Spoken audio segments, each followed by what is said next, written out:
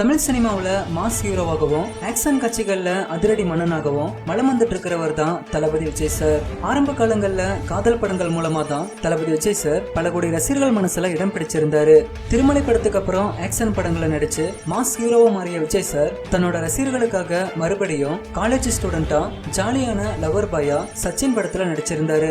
இப்போ வரைக்கும் விஜய் சாரோட ரசிகர்களுக்கு சச்சின் படம் ஒரு ஃபேவரட் படமா இருந்து வந்துட்டு இருக்கு.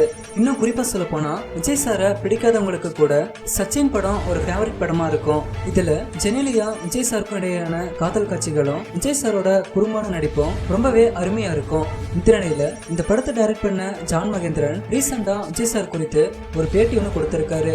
அதுல அவர் என்ன சொல்லியிருக்காருன்னா, நான் விஜய் சாரை முதல்ல சந்திச்சப்போ அவரை பேர் சொல்லி தான் கூப்பிட்டேன். அப்போ விஜய் சார் பக்கத்துல இருந்தவங்க அதை கவனிச்சு நீங்க எப்படி அவரை பேர் சொல்லி கூப்பிடலாம் அப்படின்னு என்ன கண்டிச்சாங்க.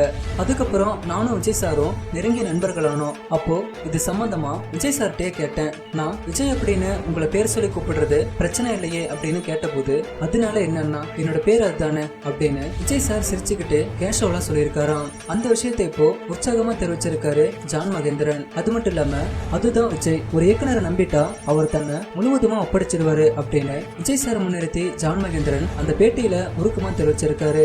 சரி, ஓகே ஃப்ரெண்ட்ஸ், விஜய் சாரோட இந்த குணத்தை பத்தி நீங்க என்ன நினைக்கிறீங்க அப்படின்றத கீழே இருக்க கமெண்ட் பாக்ஸ்ல கமெண்ட் பண்ணுங்க.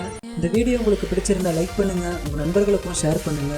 மேலும் இது போன்ற வீடியோக்களுக்கு பூதோக்கு நடிச்சனால சப்ஸ்கிரைப் பண்ணுங்க.